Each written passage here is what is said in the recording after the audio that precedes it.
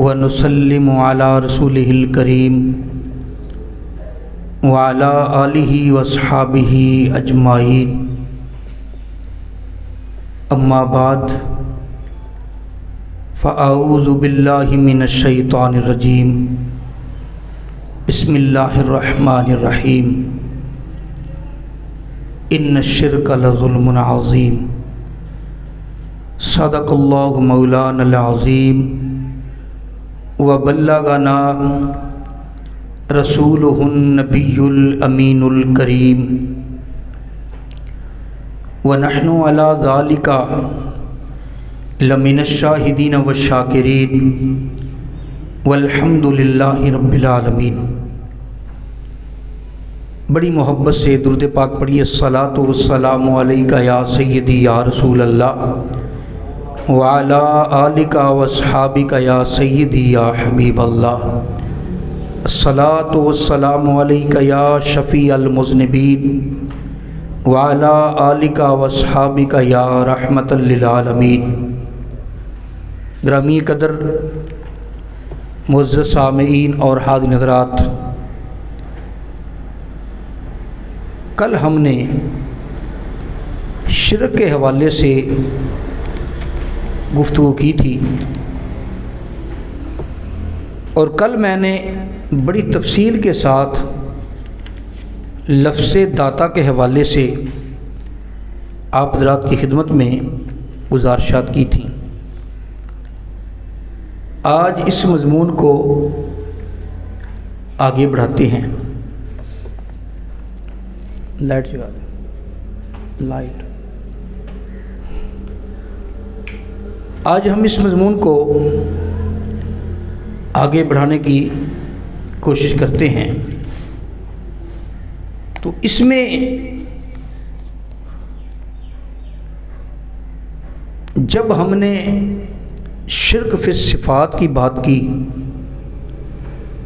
کہ ہم نبی پاک علیہ الصلوۃ والسلام کی شانوں کو تو مانتے ہیں لیکن شرک فی الصفات بھی نہیں کرتے، اس میں ایک اعتراض یہ تھا جو میں نے کل حل کر دیا کہ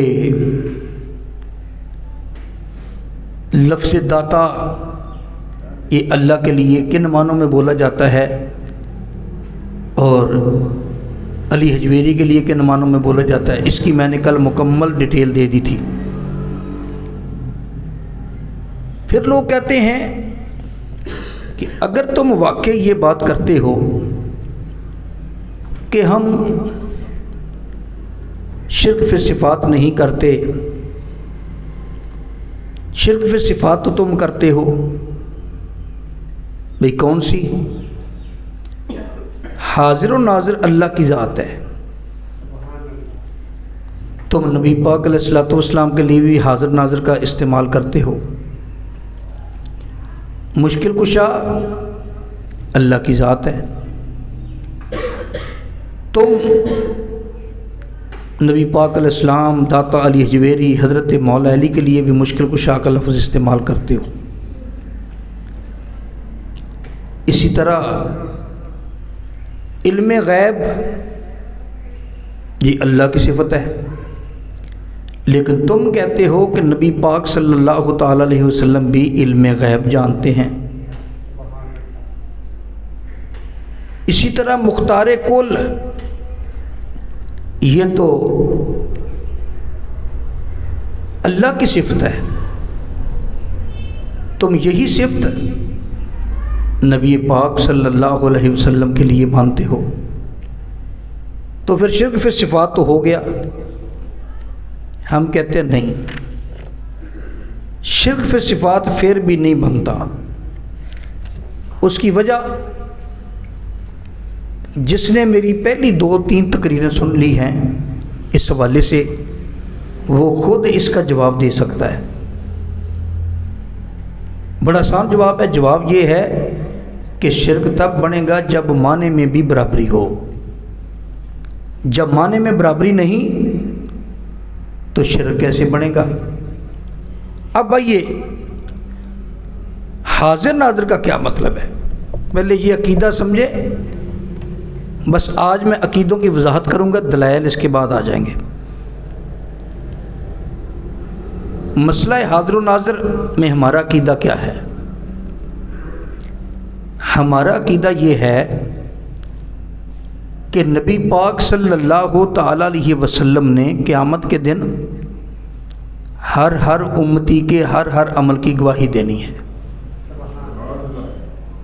ہر امتی کے ہر عمل کی گواہی دینی ہے۔ عالم بمعنی حاضر بمعنی عالم ہے، یعنی حاضر اس معنوں میں مانتے ہیں کہ میرے آقا علیہ الصلوۃ والسلام ہمارے کلے امتی کے کلے عمل سے واقف ہیں، بلکہ یہ پورا تھا بھی ایسے ہی۔ شیخ عبدالحق محدث دہلوی فرماتے ہیں کہ بر اعمال امت حاضر ناظر است۔ جب ہم لفظ حاضر ناظر بولتے ہیں تو اس کا مطلب یہ ہے نبی علیہ السلام امت کے اعمال پر حاضر ناظر ہیں، یعنی گواہ ہیں اور موجود ہیں، عالم ہیں۔ آپ کہیں گے کہ اس کا کیا مطلب؟ اس کا مطلب یہ ہے کہ ہم جو بھی عمل کریں گے نا، قیامت کے دن نبی پاک علیہ الصلوۃ والسلام ہمارے عملوں کی گواہی دیں گے۔ تو گواہی تب بھی دیں گے نا وہ ہماری ہر چیز ان کے علم میں ہوگی۔ گویا کہ میرے آقا ہمیں جانتے ہیں، ہر آدمی کو اس کے اعمال سمیت جانتے ہیں۔ اب وہ جانتے کیسے ہیں؟ وہ اللہ کی مرضی ہے، ان کے سامنے سکرین چلا دے، ان کو الہام کر دے، یا ان کی نظروں کے سامنے سے سارے پردے اٹھا دیں، میرے آقا علیہ السلام ڈائریکٹ ہمیں دیکھتے ہوں۔ یہ ہماری ذمہ داری نہیں، یہ تو اللہ کی مرضی ہے نا۔ یا ایھا النبی انا ارسلناک شاہدا و مبشرا و نذیرا، اس میں لفظ شاہد آیا، ہم نے آپ کو شاہد بنا کر بھیجا۔ تو شاہد کا معنی کیا ہے؟ شاہد کا معنی گواہ بھی ہے، شاہد کا معنی حاضر و ناظر بھی ہے۔ حاضر شاہد کا معنی آپ کہیں گے وہ کیسے؟ تو آپ جب جنازہ پڑھتے ہیں تو جنازے میں کیا پڑھتے ہیں؟ اللہم اغفر لحینا و میتنا و شاہدنا و غائبنا، یا اللہ ہمارے زندوں کو بھی بخش دے، مردوں کو بھی بخش دے، جو موجود ہیں ان کو بھی بخش دے، جو غائب ہیں ان کو بھی بخش دے۔ تو شاہد کا معنی موجود اور حاضر بھی ہے۔ لوگ کہتے ہیں شاہد کا معنی صرف گواہ ہے، شاہد کا اور شہید کا معنی خود حاضر ناظر لکھا ہوا ہے، میں نے آپ کو بتایا تھا۔ تو اب دیکھیے، ہم شاہد بے معنی گواہ یا حاضر مانتے ہیں، کہتے ہیں نہیں گواہ ٹھیک ہے، حاضر نہیں ٹھیک۔ تو میں نے کہا گواہ کا کیا مطلب ہے؟ گواہ کا مطلب یہی ہے نا، گواہی وہی دے سکتا ہے نا جس کو علم ہو، علم کے بغیر گواہی کیسے دے گا؟ مثال کے طور پہ خدا نہ خواستہ، اللہ تعالیٰ سب کو محفوظ فرمائے، ابھی ہمارے قریب روڈ چلتا ہے، یہ ڈجکوٹ روڈ ہے، اس پر کوئی حادثہ پیش آ جائے، موٹر سائیکل والا کسی آدمی سے ٹکرا گیا، اب بات آگے تک پہنچ گئی، جی پولیس والے آ گئے، آؤ جی بتاؤ اس میں قصور کس کا ہے؟ کوئی کہتا ہے موٹر سائیکل والے کا ہے، کوئی کہتا ہے نہیں جی اس آدمی کا خود قصور تھا، یہ سامنے آ گیا، اچانک آ گیا۔ اب ہم یہاں بیٹھے، ہمیں نہیں پتہ کس کا قصور ہے، اور ہم وہاں جا کے ہم میں سے کوئی کہے بھئی پولیس والے سے کہے جی نہیں قصور موٹر سائیکل والے کا ہے، وہ کہے گا بھی تجھے کیا پتا؟ جب یہ اس کے ساتھ ٹکرایا تو دیکھ رہا تھا، تجھے پتا تھا، تو اس وقت کہاں تھا؟ نہیں جی ویسے تو میں درس سن رہا تھا مسجد میں ادھر نہیں تھا، لیکن قصور موٹر سائیکل والے کا۔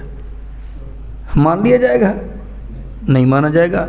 بھئی تو یہاں تھا ہی نہیں، جب تیرے بات علم میں نہیں، تو کیسے گواہی دے سکتا ہے کہ قصور کس کا ہے؟ تو بلا تمثیل میرے آقا علیہ الصلوۃ والسلام ہمارے عملوں کی گواہی اسی لیے دیں گے نا کہ وہ ہمارے عملوں کو جانتے ہیں۔ بر اعمال امت حاضر ناظر ہیں، امت کے عملوں پر حاضر و ناظر ہیں۔ حاضر بے معنی عالم جانتے ہیں، آپ کہیں گے جی وہ کیسے جانتے ہیں؟ زرقانی شریف کی حدیث ہے، نبی پاک علیہ السلام نے فرمایا میں پوری روئے زمین کو ایسے دیکھتا ہوں جیسے ہاتھ کی ہتھیلی، میں پوری روئے زمین کو ایسے دیکھتا ہوں جیسے ہاتھ کی ہتھیلی۔ تو پھر ہاتھ کی ہتھیلی آدمی پوری دیکھ نہیں سکتا، تو کیا میرے آقا کے لیے پھر زمین کی کون سی جگہ پوشیدہ ہوگی؟ اور اس کے بعد اگلی بات یہ ہے کہ نبی پاک علیہ السلام کے علم میں ہے ہر ایک کے بارے میں۔ نبی پاک علیہ السلام، صحیح بخاری شریف کی حدیث ہے، حضرت عمر فاروق رضی اللہ تعالیٰ عنہ فرماتے ہیں ایک دن نبی پاک علیہ السلام نے خطبہ دیا، تو خطبے میں نبی پاک علیہ السلام کے نے مخلوق کے پیدا ہونے سے لے کر جنتیوں کے جنت جانے تک، جہنمیوں کے جہنم جانے تک میرے نبی نے سب کچھ بیان کر دیا۔ جب پتہ نہیں تو بیان کیسے کیا؟ اور یہ حدیث تو آپ اکثر سنتے ہیں،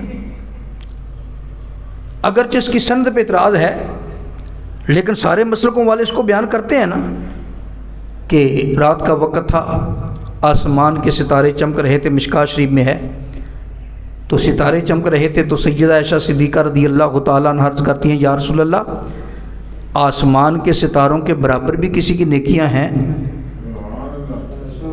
میرے آقا علیہ الصلوۃ والسلام نے فرمایا ہاں، اتنی نیکیاں تو میری عمر کی ہیں۔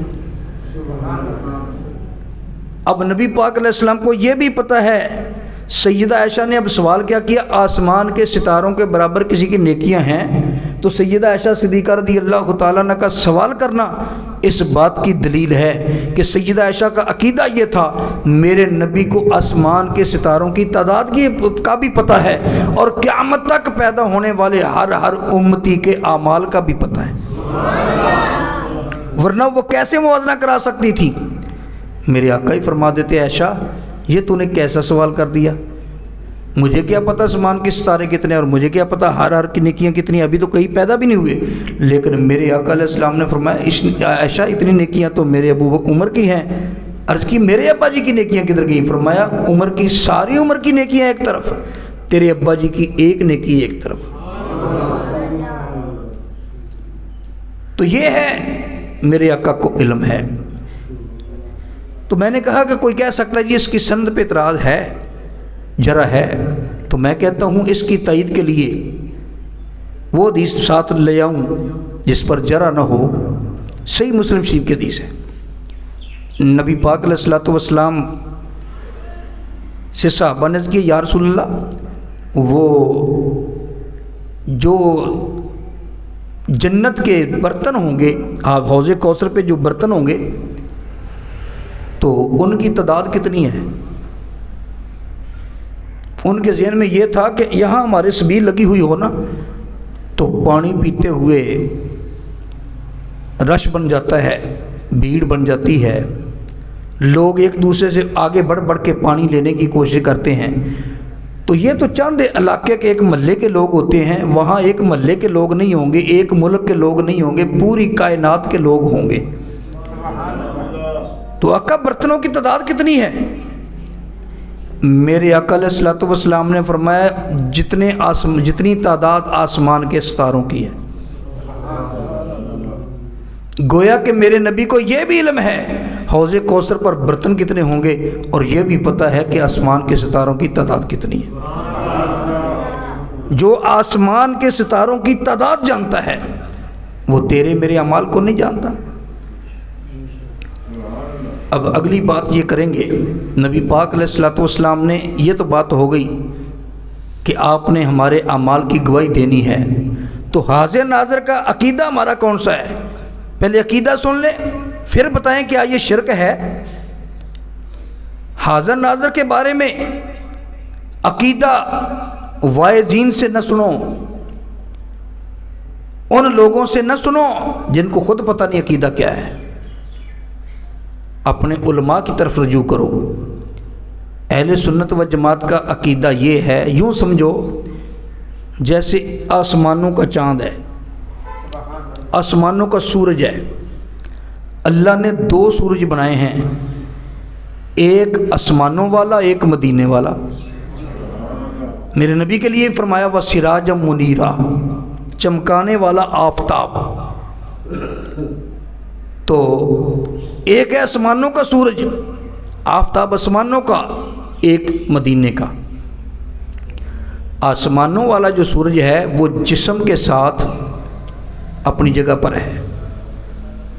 اس جگہ پہ تو سورج نہیں ہے، لیکن یہاں کیا ہے؟ یہاں اس کی کرنیں موجود ہیں، اس کی روشنی موجود ہے، اس کی حرارت موجود ہے، اس کی گرمی موجود ہے. سورج وہاں ہے لیکن اس کی گرمی ادھر ہے، سورج ادھر ہے آسمانوں پر، لیکن یہاں ہمارے پاس اس کی شعاعیں موجود ہیں، اس کی روشنی موجود ہے، اس کی گرمی موجود ہے. اگر یہ چیزیں ہمارے پاس موجود نہ ہوں تو فصلیں پک نہیں سکتی، پھل پک نہیں سکتے.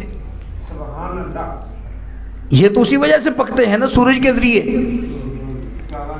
تو پتہ چلا سورج جسم سے وہاں ہے، اس کی روشنی یہاں ہے، اس کی حرارت یہاں ہے، اس کی کرنیں یہاں ہیں، اس کی گرمی یہاں ہے. اسی طرح ایک ہے مدینے والا سورج. مدینے والے آقا صلی اللہ تعالی علیہ وسلم اپنے جسم انور سے، جسم منور سے، جسم مقدس سے اپنے روضہ انور کے اندر موجود ہیں. جسم کے اعتبار سے اپنے روضہ انور کے اندر موجود ہیں، لیکن جسم وہاں ہے، آقا علیہ السلام کا جسم وہاں ہے، میرے نبی کی نبوت یہاں ہے. جسم وہاں ہے، آقا علیہ السلام کی نورانیت یہاں ہے. جسم وہاں ہے، روحانیت یہاں ہے. جسم وہاں ہے، میرے آقا علیہ السلام کا علم یہاں ہے. جسم وہاں ہے، میرے آقا کی نگاہ یہاں ہے. اس لیے میرے آقا علیہ السلام ہم سب کو دیکھتے بھی ہیں اور پہچانتے بھی ہیں. جو بھی عمل کرنا ہے نا، چھپ کر بھی کرو گے میرے آقا علیہ السلام کے علم میں ہوگا. تو اس لیے ہمیں خیال کرنا چاہیے کہ نبی پاک صلی اللہ تعالی علیہ وسلم کی بارگاہ میں کل پیش ہونا ہے تو شرمندگی نہ ہو، شرمندگی نہ ہو. حاضر ناظر کا صرف اتنا ہی مطلب ہے کہ جسم کے ساتھ وہاں ہیں، روحانیت، نورانیت، علم اور نگاہ کے اعتبار سے یہاں ہے. اسی لیے کسی نے کہا بحکم خدا تم ہو موجود ہر جا، بحکم خدا تم ہو موجود ہر جا، بظاہر ہے طیبہ ٹھکانہ تمہارا، اے بظاہر ہے طیبہ ٹھکانہ تمہارا. بحکم خدا تم ہو موجود ہر جا، بظاہر ہے طیبہ ٹھکانہ تمہارا. تو ہم کس اعتبار سے مانتے ہیں؟ حاضر ناظر علم کے اعتبار سے، نورانیت کے اعتبار سے، روحانیت کے اعتبار سے، نبوت کے اعتبار سے، نگاہ کے اعتبار سے. اب جب یہ ہمارا عقیدہ ہے تو بتاؤ شرک کہاں سے آ گیا؟ پہلے تو ہم روضہ انور میں مانتے ہیں کہ دفن ہے وہاں. جب یہ مان لیا کہ روضہ انور میں دفن ہے تو شرک کی جڑ تو وہیں سے اکھڑ گئی. اب ہم کہتے ہیں وہاں سے جہاں چاہتے ہیں وہ دیکھ لیتے ہیں. تو اس کے ساتھ ساتھ ایک اور وضاحت کرتا جاؤں، اگرچہ حاضر ناظر کا عقیدہ ہمارا اتنا ہی ہے، لیکن ہمارے کچھ لوگ حاضر ناظر کو اور تشریف آوری کو مکس کر دیتے ہیں، ملا دیتے ہیں. حاضر ناظر والا موضوع وکھرا ہے، الگ ہے، اور تشریف آوری والا عقیدہ الگ ہے. پہلے یہ بات کر لیں، مسئلہ حاضر ناظر پہ لوگ جتنے اعتراض کرتے ہیں ان سب اعتراضوں کا جواب ہو نہیں جاتا جب عقیدے کی وضاحت ہو جائے. وہ کہتے ہیں جی اگر نبی حاضر ناظر ہیں تو ممبر پہ چڑھ کر تم خطبہ کیوں دیتے ہو؟ نبی علیہ السلام سے کہو وہ دیں. جب حاضر ناظر ہیں تو مصلی پر تم کیوں کھڑے ہوتے ہو؟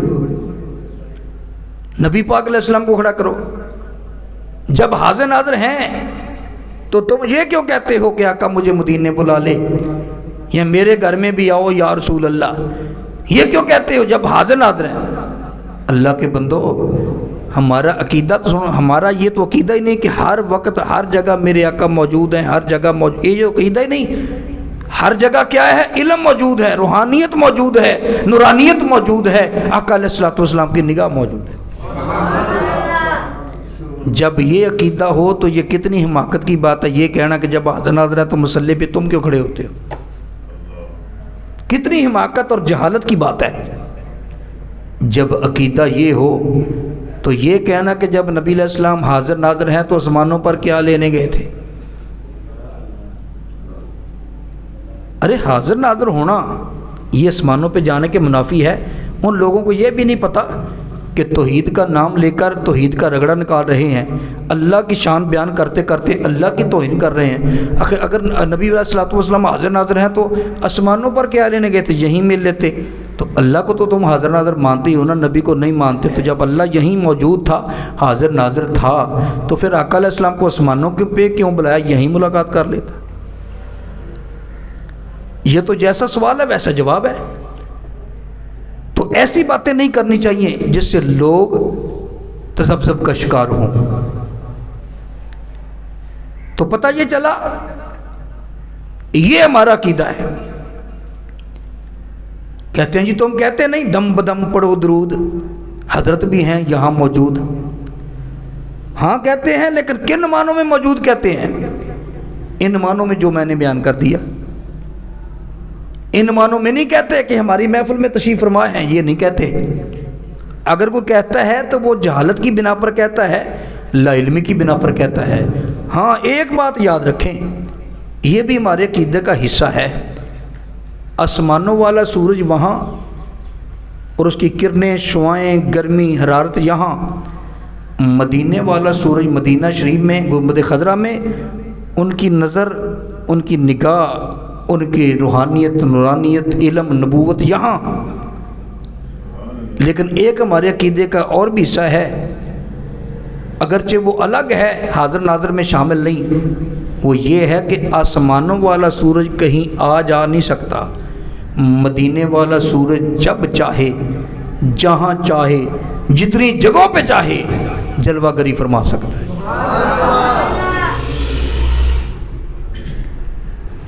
ہاں اس بات پہ کوئی اعتراض کر سکتا ہے، وہ جی جب چاہیں جتنی جگہوں پہ چاہیں جلوہ گری کر سکتے ہیں۔ آقا علیہ السلام بیک وقت کتنی جگہوں پہ جا سکتے ہیں؟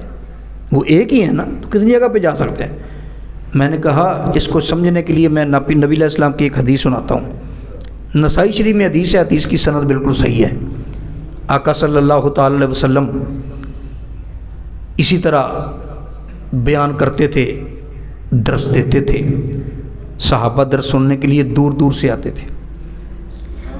تو ایک صحابی تھا، وہ دور سے پہاڑوں کی طرف سے آتا تھا، اس کا بیٹا بھی ساتھ ہوتا تھا، اپنے بیٹے کو بھی ساتھ لے آتا کہ چل تمہیں بھی درس سنا کے لاؤں آقا علیہ السلام کا۔ وہ اپنے بیٹے سے اتنا پیار کرتا تھا، نبی پاک علیہ السلام نے صحابہ کو سنانے کے لیے اس سے پوچھا، فرمایا تجھے اس سے کتنا پیار ہے؟ بھئی ہر آدمی کو اپنی اولاد پیاری ہوتی ہے۔ میرے نبی نے اس سے پوچھا تجھے اپنے اس بیٹے سے کتنا پیار ہے؟ کہنے لگا جتنا مجھے ان سے پیار ہے نا اس بیٹے سے، میں دعا کرتا ہوں اللہ تعالیٰ آپ سے اتنا پیار کرے۔ میرے آقا صلی اللہ تعالی علیہ وسلم نے جب سنا تو مسکرا دیے، اس لیے کہ وہ اپنے اندازے کے، اپنے دماغ کے مطابق بات کر رہا تھا۔ اسے کیا پتا کہ اس سے کروڑوں گنا زیادہ میرا اللہ میرے مصطفیٰ سے پیار کرتا ہے۔ اس نے اپنے حساب سے بات کی۔ چند دنوں کے بعد وہ آدمی نہیں آیا۔ نبی پاک علیہ السلام نے فرمایا جاؤ پتہ کرو وہ آتا کیوں نہیں آج کل، کیا مسئلہ ہے؟ تو آقا صلی اللہ تعالی علیہ وسلم نے پتہ کروایا تو پتہ چلا اس کا تو بیٹا ہی فوت ہو گیا۔ وہ غم میں نڈال ہے، بیٹا فوت ہو گیا۔ عارف کھڑی شریف فرماتے ہیں جس ویلے دلدار وچھڑن، او جس ویلے دلدار وچھڑن تے کون روے پھر تھوڑا، سب روگاں سر روگ محمد وہ جس دا نام وچھوڑا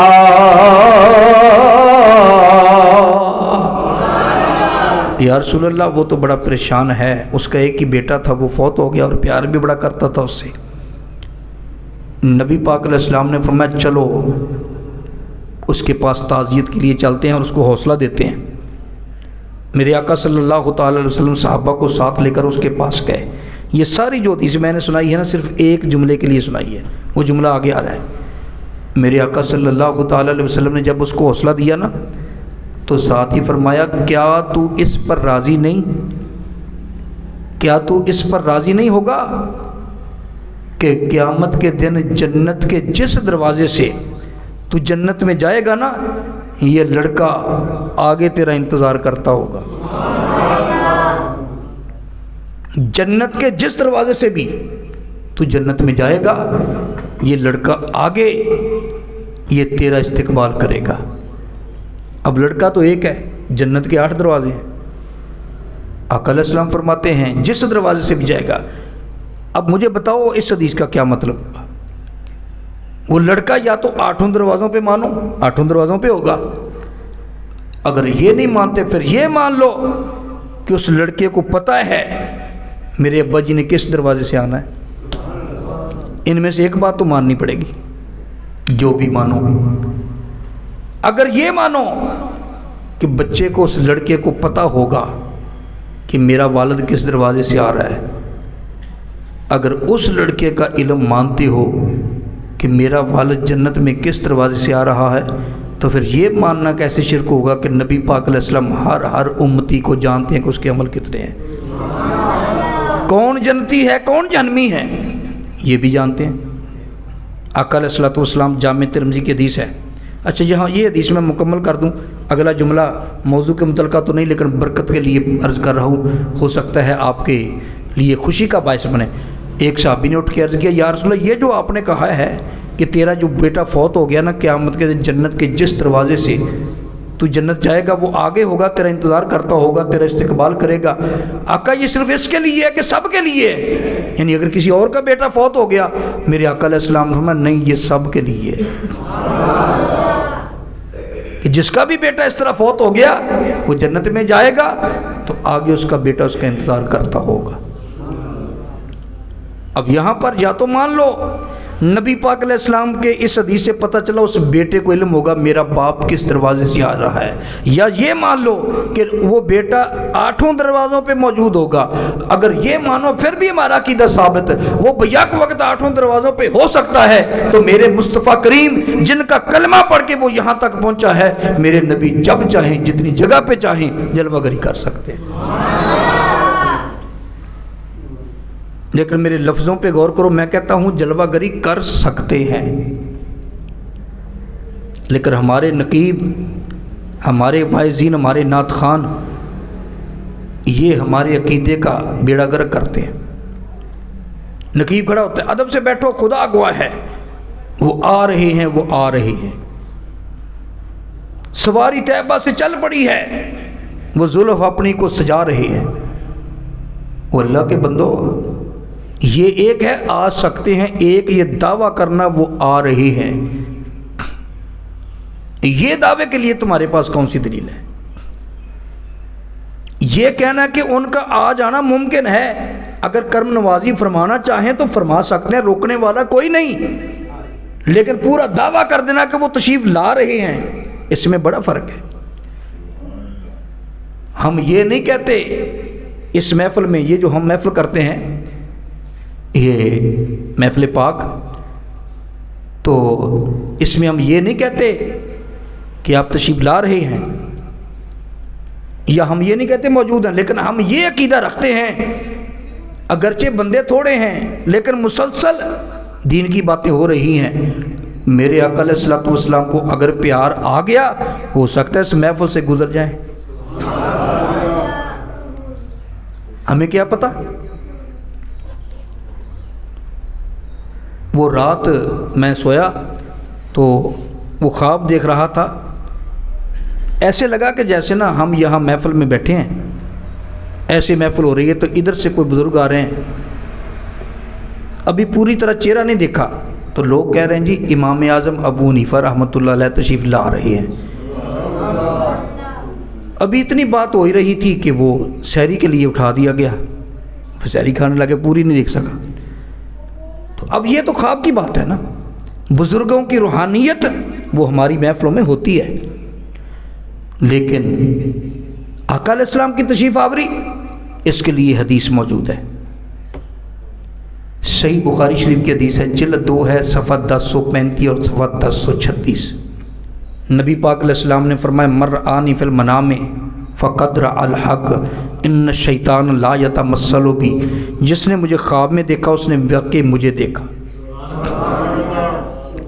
جس نے مجھے خواب میں دیکھا اس نے حقیقتاً مجھے دیکھا، اس لیے کہ شیطان ہر ایک کی شکل بنا کر تمہارے خواب میں آ سکتا ہے، لیکن میں مصطفیٰ کی شکل بنا کر آ نہیں سکتا۔ تو اب کتنے لوگ ہیں جن کو میرے نبی کی زیارت ہوئی خواب میں، اور آقا فرماتے ہیں جس نے خواب میں دیکھا اس نے حقیقتاً مجھے دیکھا، تو جب آ نہیں سکتے تو پھر حقیقتاً کیسے دیکھ لیا؟ اور یہ تو بات خواب کی ہے۔ اس سے اگلی حدیث پڑھ کے سناتا ہوں، اسی صفحے پہ ہے، مرعانی فی المنام فسیرانی فی الیقظۃ، صحیح بخاری پڑھ رہا ہوں۔ آقا علیہ السلام نے فرمایا جس نے مجھے خواب میں دیکھا وہ ان قریب مجھے جاگتے ہوئے بھی دیکھے گا، جس نے مجھے خواب میں دیکھا وہ ان قریب مجھے جاگتے ہوئے بھی دیکھے گا۔ جب تشریف لا نہیں سکتے وہ جاگتے ہوئے کیسے دیکھے گا؟ ایک بہت بڑے محدث ہیں علامہ جلال الدین سیوطی رحمۃ اللہ علیہ، ان کے بارے میں علماء دیوبند کے انور شاہ کشمیری فیض الباری شرح صحیح بخاری میں لکھتے ہیں کہ انہوں نے علامہ جلال الدین سیوطی نے جاگتے جاگتے 22 مرتبہ میرے نبی کی زیارت کی ہے، لیکن بعد میں یہ عربی میں ہے، جب اس کا ترجمہ آیا انوار الباری کے نام پر تو انہوں نے کہا نہیں وہ شیخ کو غلطی لگ گئی تھی، 22 مرتبہ نہیں 72 مرتبہ زیارت کی ہے، اور امام شورانی نے بھی 72 مرتبہ کا ہی دعویٰ کیا ہے۔ 72 مرتبہ علامہ سیوطی نے میرے نبی کو جاگتے ہوئے دیکھا، اور پوچھ پوچھ کر حدیثیں لکھتے تھے، یا رسول اللہ یہ حدیث ہے، اس کو لکھوں تو آقا علیہ السلام جس کو کہتے حدیث ہے وہ لکھتے، جس کو فرماتے یہ حدیث نہیں لکھتے تھے۔ ایک بزرگ گزرے ہیں یہ علامہ جلال الدین سیوطی الحاوی للفتاوی میں، اور سید محمود احمد علوسی صاحب تفسیر روح المعانی، قرآن پاک کی تفسیر روح المعانی، اس تفسیر کے اندر وہ یہ بھی لکھتے ہیں۔ ایک بزرگ تھے علامہ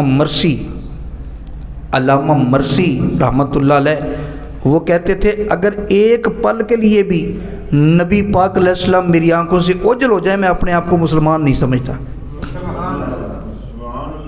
ایسے لوگ بھی ہیں جو صاحب حضوری ہیں جن کی آنکھوں کے سامنے ہر وقت جلوہ یار رہتا ہے۔ اور پھر شیخ سعدی رحمۃ اللہ علیہ کا نام کس نے نہیں سنا؟ شیخ سعدی رحمۃ اللہ علیہ آپ کی بڑی مشہور ربائی ہے، بلغ العلا بکمالہ کشف الدجی بجمالہ حسنت جمیع خصالہ صلوا علیہ وآلہ۔ تو شیخ سعدی رحمۃ اللہ تعالی علیہ جب یہ ربائی لکھ رہے تھے رات کے وقت، فرماتے ہیں 3 مصرے بنتے تھے، ربائی کے 4 مصرے ہوتے ہیں، ربع 4 کو کہتے ہیں، تو ربائی 4 مصروں والی۔ ہمارے کئی نعت خان کہتے ہیں بس ایک شعر پڑھوں گا، یہ ایک ربائی پڑھ کے اجازت چاہوں گا، وہ ربائی کے 13 شعر پڑھ دیتا ہے، مجھے نہیں پتہ وہ کون سی ربائی ہوتی ہے، کہ ربائی تو ہم نے یہی پڑھا کہ 4 مصروں جس میں 4 مصرے اس کو ربائی کہتے ہیں، اور 13 شعر پڑھ دیتے ہیں، کہتے ہیں میں صرف یہی ربائی پڑھ کے اجازت چاہوں گا۔ کہاں کہاں یہ حساب کتاب ہو رہا ہے، گڑبڑ ہو رہی ہے۔ تو شیخ سعدی رحمۃ اللہ علیہ فرماتے ہیں کہ اچانک جب میں پریشان ہوا، بلغ العلا بکمالہ کشف الدجی بجمالہ حسنت جمیع خصالہ، یہ 3 مصرے بن رہے تھے، چوتھا نہیں بن رہا تھا۔ بار بار سوچا کہ یہاں چوتھا کون سا بناؤں، پھر پڑھتے ہیں بلغ العلا بکمالہ کشف الدجا بجمالہ حسنت جمیع خصالہ۔ یہ 3 شعر پڑھ لیے، اب چوتھا نہیں سمجھ آ رہا، 3 مصرے ہو گئے، چوتھا نہیں بن رہا۔ کہتے ہیں اچانک نبی پاک علیہ السلام تشریف لے آئے۔ شیخ سعدی اپنے گھر میں ہیں، رات کا وقت ہے، اکثر شاید رات کو لکھتے تھے، رات کا وقت ہے۔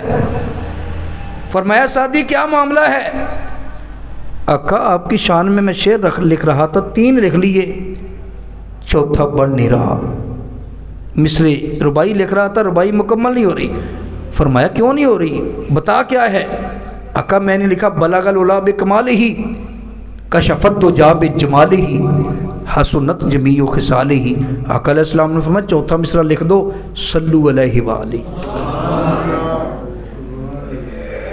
چوتھا مصرع یہ لکھ دو کہ صلو علیہ وآلہ۔ گویا کہ یہ جو صلو علیہ وآلہ یہ مصرع ہے نا، یہ میرے مصطفیٰ نے بتایا تھا۔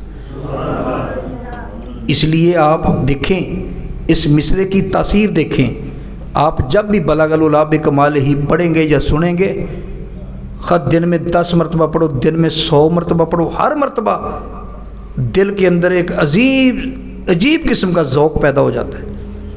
جب محفل میں پڑھا جاتا تو محفل میں ایک روحانیت قسم کی کیفیت بن جاتی ہے۔ بلغ العلا بکمالہ کشف الدجا بجمالہ حسنت جمیع خصالہ صلو علیہ وآلہ۔ تو میرے آقا علیہ السلام جب چاہیں جہاں چاہیں جلوہ گری کر سکتے ہیں، اس میں کوئی اختلاف نہیں۔ اگر اختلاف کرنا ہے تو بخاری کی دونوں حدیثوں کا انکار کرو۔ اور تیسرا، قبر میں بھی جب فرشتے کہتے ہیں ما کنت تقول فی حق ھذا الرجل، اس نورانی چہرے والے کے بارے میں کیا کہا کرتا تھا، سامنے میرے آقا ہوتے ہیں،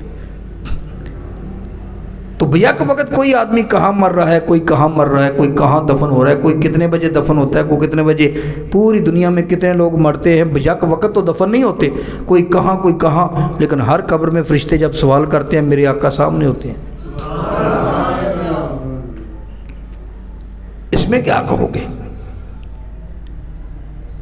اور بعد نے اس کا مطلب یہ بھی لیا کہ نہیں، ایک مولوی صاحب تھے تو میں نے اس کے سامنے یہ حدیث پڑھی نا، تو وہ کہنے لگے جی، وہ دوسرے مسلک کے تھے، کہنے لگے جی وہی شیخ کالونی میں رہتے تھے، فوت ہو گئے ہیں اس لیے میں نام نہیں لے رہا، تو وہ کہنے لگے جی کہ اس حدیث کا مطلب یہ ہے کہ قبر میں نبی علیہ السلام تشریف نہیں لاتے، بلکہ جو مردہ ہوتا ہے نا اس کی نگاہوں سے تمام پردے ہٹا دیے جاتے ہیں، وہ روضہ انور میں میرے نبی کو یوں دیکھتا ہے جیسے بالکل قریب ہیں۔ میں نے کہا یہ تو اور کام خراب ہو گیا، توحید بچاتے بچاتے یہ تو اور کام خراب ہو گیا۔ کہنے لگا کیسے؟ میں نے کہا یہی بات ہم کہہ دیں کہ میرے آقا علیہ الصلوۃ والسلام مکہ میں بیٹھ کر مدینے دیکھ سکتے ہیں، پوری روئے زمین جہاں چاہیں وہ نظر مار کے دیکھ سکتے ہیں، تم کہتے ہو یہ نہیں ہو سکتا، یہ شرک ہے۔ اور اب ایک مردہ جو قبر میں بند ہے اس کے بارے میں تمہارا یہ عقیدہ ہے کہ وہ یہاں فیصل آباد میں دفن ہو کر ہزاروں میل دور مدینہ شریف میں دیکھ سکتا ہے، گنبد خضرا مدینہ شریف میں۔ اگر وہ مردہ یہاں قبر میں دفن ہو کر مدینہ شریف دیکھ لے تو شرک نہیں بنتا، میرے مصطفیٰ مدینہ شریف سے فیصل آباد دیکھ لے پھر شرک کیسے بنتا ہے؟ یہ تو معاملہ اور الٹ ہو گیا، یہ تو آپ کی دلیل خراب ہو گئی، یہ تو ہماری دلیل بنتی ہے، لیکن اس مسئلے میں نہیں، علم غیب میں بنتی۔ تو اس لیے اگر حاضر ناظر مانتے ہیں تو ان معنوں میں مانتے ہیں، لہذا حاضر ناظر ماننا بھی شرک نہیں ہے۔ آج حضرت سیدہ عائشہ صدیقہ